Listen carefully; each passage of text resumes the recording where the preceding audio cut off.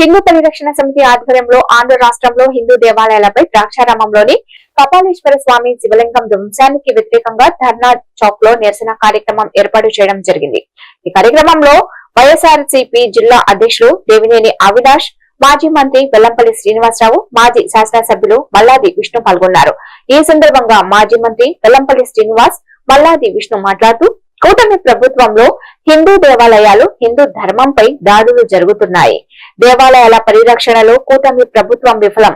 తిరుమల తిరుపతి దేవస్థానంలో ముక్కోటి ఏకాదశి రోజు 6 భక్తులు పొట్టన పెట్టుకున్నారు. భక్తులు దేవాలయాలకు వెళ్తే తిరిగి వచ్చే నమ్మకం కూడా లేదు. తిరుమల తిరుపతి దేవస్థానం గోపురం మీదకి ఓ తాగుబోతూ వెళ్లాడని, గతంలో చంద్రబాబు ప్రభుత్వంలో పుష్కరాల్లో 29 మందిని పొట్టన పెట్టుకున్నారని, చంద్రబాబు సుమారు 45 దేవాలయాలని ధ్వంసం చేశాడని, చంద్రబాబు ధ్వంసం చేసిన దేవాలయాలను వైఎస్ జగన్ పునర్నిర్మాణం చేపట్టారని, విశ్వ హిందూ పరిషత్ స్వామీజీలు ఎందుకు ఈ ఘటనపై స్పందించడం లేదని, హిందూ ధర్మాన్ని రక్షించేందుకు వైఎస్ఆర్ కాంగ్రెస్ పార్టీ ముందుంటుందని అన్నారు. శివలింగాల్ని ధ్వంసం చేయడాన్ని ఆపాలి, శివలింగాల్ని ధ్వంసం చేయడాన్ని రక్షించాలి. ఆంధ్రప్రదేశ్ లో హైందవ ధర్మాన్ని రక్షించాలి. ఆంధ్రప్రదేశ్ లో హైందవ ధర్మాన్ని రక్షించాలి. ఆంధ్రప్రదేశ్ లో హైందవ ధర్మాన్ని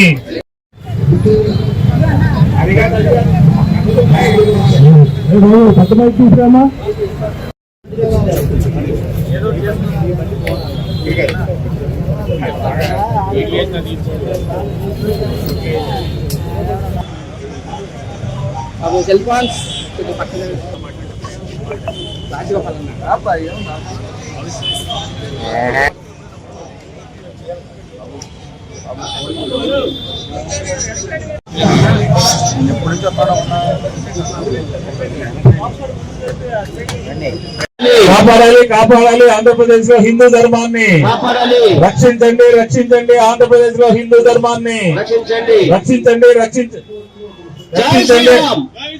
జై శ్రీరామ్.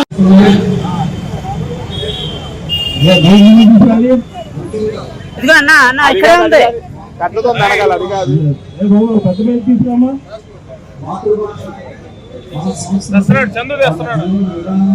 ఈ కూటమి ప్రభుత్వం ఏర్పడ్డాక హిందూ దేవాలయాల మీద, హిందూ భక్తుల మీద, హిందూ దేవతామూర్తుల మీద దాడులు విపరీతంగా జరుగుతున్నాయి.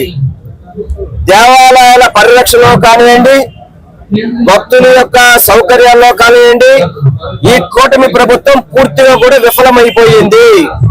దానికి ఉదాహరణకి అనేక ఉదాహరణలు. ఈ ప్రభుత్వం ఏర్పడ్డాక ఎన్నడూ లేని విధంగా తిరుమల తిరుపతి దేవస్థానం వైకుంఠ ముక్కోటి ఏకాదశి నాడు 6 భక్తుల్ని పట్టున పెట్టుకున్న ఘనత ఈ కూటమి ప్రభుత్వానికి దక్కింది. అదేవిధంగా సింహాచలంలో చంద్రోత్సవానికి సుమారుగా 6 పైన పొట్టలు పెట్టుకున్న ఘనత కూడా ఈ కూటమి ప్రభుత్వందే. మొన్న శ్రీకాకుళంలో జరిగిన ఘటన కావచ్చు, ఎక్కడా భక్తులకి దేవాలయాలకు వెళ్తే తిరిగి వస్తామనే నమ్మకం కూడా ఈ కూటమి ప్రభుత్వంలో కనిపించట్లేదు. అదేవిధంగా దేవాలయాల దారులు చూసుకుంటే కనుక తిరుమల తిరుపతి దేవస్థానాన్ని చూసుకుంటే గోవిందరాజ స్వామి గోపురం మీద ఒక తాగుబోతు వచ్చాక, ఈ ప్రభుత్వం ఏర్పడ్డాక జరుగుతున్నటువంటి దేవాలయ వ్యవస్థ మీద దాడులు కానీ, భక్తుల యొక్క ప్రాణాలు కోల్పోవడం కానీ, అనేక అపచారాలు జరుగుతూ ఉన్నాయి. వైకుంఠ ఏకాదశి రోజున ఈ భూమండలంలోనే అత్యంత విశిష్టత కలిగినటువంటి ద్రాక్షారామంలో కపాలేశ్వర స్వామి శివలింగాన్ని అక్కడ ఉన్నటువంటి తెలుగుదేశానికి సంబంధించినటువంటి ఒక లీడర్ యొక్క తమ్ముడు దాన్ని ధ్వంసం చేయటం ఒక ఎత్తు అయితే, ఆ ధ్వంసం చేసినటువంటి శివలింగాన్ని సూర్యాస్తమయం అయిన తర్వాత కనీసం అక్కడ ఉన్నటువంటి అర్చక స్వాముల యొక్క సలహా కూడా తీసుకోకుండా ఆగమేఘాల మీద ఏదో ఒక గోడ మీద, అలాగే సింహాచలంలో దాదాపుగా నాసిరకమైనటువంటి నిర్మాణం చేపట్టి అక్కడ భక్తుల యొక్క చందనోత్సవం రోజున భక్తుల యొక్క ప్రాణాలు కోల్పోవడానికి, చనిపోవడానికి ఈ ఎండోమెంట్ సంబంధించినటువంటి అధికారులు కారణం కాదా, ప్రభుత్వం కారణం కాదా అని చెప్పని అడుగుతా ఉన్నాం. అలాగే మనం కొంచెం ముందుకు వస్తే చిన్న తిరుపతిలో 2 గోవులు మరణించినాయి. గోశాల నిర్వహణ సరిగా లేదు. అట్లాగే కాశీనారాయణ క్షేత్రంలో అన్నదాన సత్రాలు గాని, అక్కడ ఉన్నటువంటి భక్తులు ఉండేటటువంటి నివాసాలు గాని